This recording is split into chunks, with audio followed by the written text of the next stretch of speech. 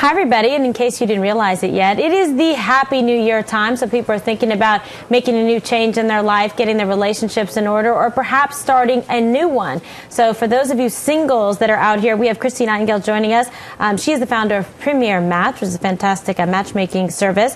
And so people have some New Year's resolutions, perhaps, for dating. We've also got a nice little full screen here for you so you can write it down and memorize a singles guide to creating a new dateable you. Don't you love that? Mm-hmm. If you weren't so dateable and so fabulous before, don't worry. 2011 is your time. All right, Christy, so take us through it. The first one there, go ahead. Okay, well, the first one is take responsibility for your lack of dates. What have you been doing over the past year? Take an inventory, reflect, and acknowledge that maybe you're doing something wrong. The second one is slow down and be quiet. That one. A lot of singles, when they go out on dates, feel this need to rush into telling the other person all about themselves, when what they should really be doing is sitting back, relaxing, and taking in all the information of the other party and finding out if they have things in common. Okay, that makes sense. Okay, reevaluate your type, because let me tell you something. I know some of us girls out there where they keep going down the same path, if you know what I'm saying. Yeah. To nowhere. To nowhere. Same guy in a different suit, right? Well, and also, I mean, through time we grow and we change, and I find a lot of people, they're stuck in this rut. They keep this type going 10 years, 20 years later, when they really should evaluate their type and grow from it and change it. So. And maybe see what's not working for them, saying, keep going for this particular type of girl, it's just not, the disco diva, okay, that wants to stay out all night. That's probably not a good idea if you're, working and you've got to be at work at 5 or 6 in the morning. It's sort of not a match. I mean, just saying. Okay, number 4, broaden your search by throwing away your criteria list. These exist, criteria lists. Oh, I have a friend who has a checklist that she gives to guys beforehand. I'm like, you seem crazy. Get rid of the list. She gives it to them? Yeah, she's like, do you smoke? Because I have asthma, and that's a no. I mean, everything. And she wonders why she's single.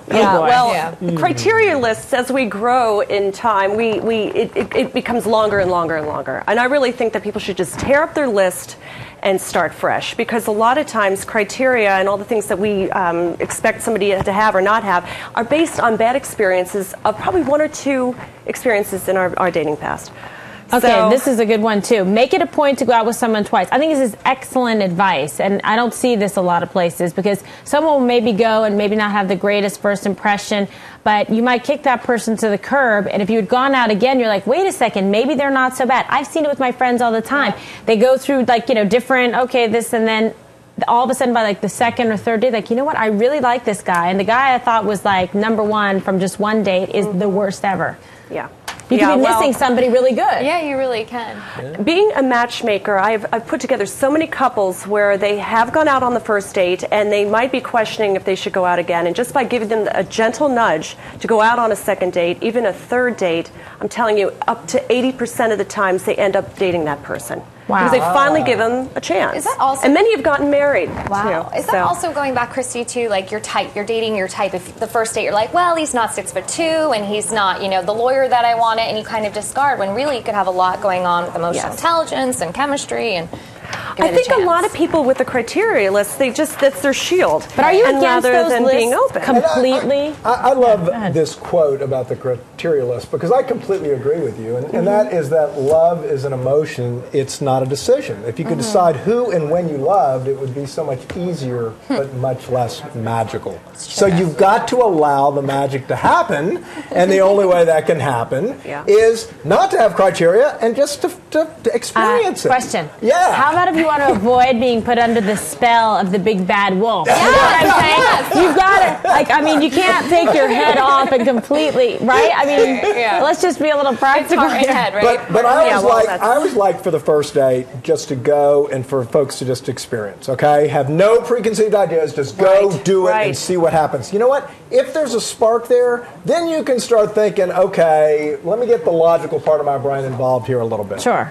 Yeah. Okay. Now, Diana, you have you're a talk show host, relationship expert, you're a writer. You're saying the recent trend in the emerging world of relationships is women are proposing. Yes, women are proposing. They're really? getting sick and tired of waiting around, and we've been seeing this with something called a man engagement ring, where women have been dating someone. Man engagement? Yes, a man engagement ring. Wow. So, if, for instance, it would be like if I looked at Dale, we were dating for a long time, maybe living together, and you just were not asking. And I was talking to my girlfriends, and I'm like, you know what? He's not asking. Take matters into your own hands, and I would pop the question with a simple band. Maybe if you're a snazzy guy, I'd bling it up a little bit, and I'd say, like, listen, let's just do this thing. Does that work? Wow. Are guys like freaked out or emasculated by this? I'd be freaked out. I would think that. I did a little bit of a survey through Facebook and a couple of other sites, and for the most part, guys were like, please don't take away our power. If we want to ask you, we will ask, but this is something we would like to do. However, the minority of guys, maybe like 2-3%, did say that if a woman asked them and they were in love with her, they'd be down for it. Yeah. They'd wear the ring and they'd be okay with They're like, it. do we still have to buy her the ring? That's one of the big questions. That's one of the big questions. Okay, we've got an audience poll question about this, which I can't see from here. Give me the numbers, por favor. You speak Spanish? We have the numbers there. Okay, here we go. Popped up. 64% think the men should do it. There you go. 12% the women. 23 joint decision. That's interesting. Why don't you do a Facebook poll about that? Good. I guess that way you discuss it and say, "Hey, I've been thinking about it. What do you think?" I don't know. Hey, sometimes men need to be nudged into these arrangements, Right. so to speak. Right. I don't see anything wrong with it if the couple have a clear stream of communication throughout the relationship. I also think that, too, we're living in this society now where everybody is jumping the gun, moving in too quickly, not really building up to anything, and guys get comfortable. And I completely agree with that. You do? Yeah, I think things have gotten so fast, Yeah.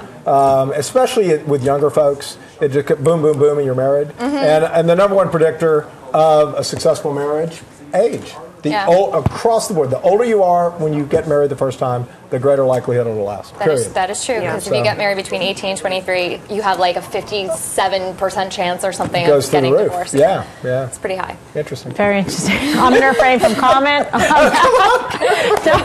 You're going to give us some, very interesting. You're going to give us some personal comment. I never got married between 18 and 23. No, see, now I did. I had a starter marriage, which I guess I learned a lot from it. Yeah, you have. Now you're in the business marriage. So tell us real quick about your company and where people can click onto your website if they want to. Sure. Premier Match, it's an upscale matchmaking firm. We work with professionals across the country. One can find us on our website at premiermatchmaking.com. We have offices on the East Coast, and we also have alliances on the West Coast.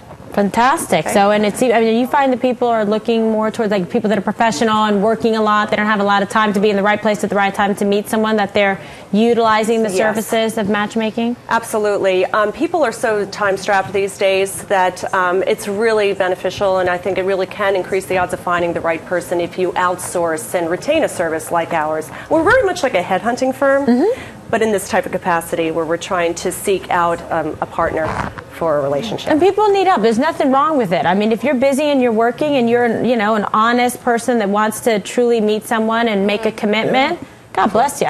I mean, use one of these services. Why not? Better than you would at a bar. You get an expert when you go to buy a house or buy a car, or you go consult, etc. You go see doctors for certain things. Like, bring in a relationship expert. It's just gotten to the point in all of our lives where we're so busy with everything else going on. I mean, we basically are getting experts involved in everything. So why not this too? I like experts. As a former prosecutor, I had them on the stand all the time. And they know their business. They know their stuff. Why not consult an expert? Absolutely. Well, you guys, it's been a pleasure having you on, and we're hoping that there are a lot of love matches in 2011. I'm all for that. With Valentine's Day coming up, too. Not the way. You got to be offering, so you should offer some kind of Valentine's Day special or something. I'm sorry? A Valentine's Day special, like a promo for Valentine's Day and love match. Love matches. We usually facilitate a ton of matches between now and the first week of February. Yeah. So hopefully Valentine's Day will be, the third, fourth date. Fantastic. I like that. Then you get a little prezi, like a box of chocolates or flowers. Okay. Excellent. Well, Christie Nightingale, thanks for being with us, founder of Premier Match. You've been on before. We hope to have you on again.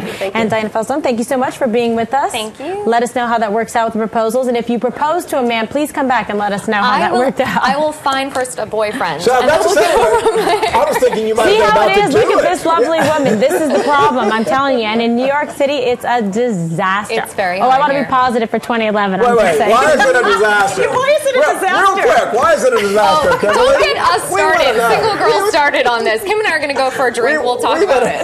These guys, I Have you tell you. reevaluated your type? It's just unbelievable. Yes, I have numerous times. Reevaluate. We're going to reevaluate again during the break, but stay with us. We've got Greg Gutfeld. He's coming back, and exclusive interview with Natalie Portman by our very own Holly McKay. Thanks, you guys, for being with me. Thank you.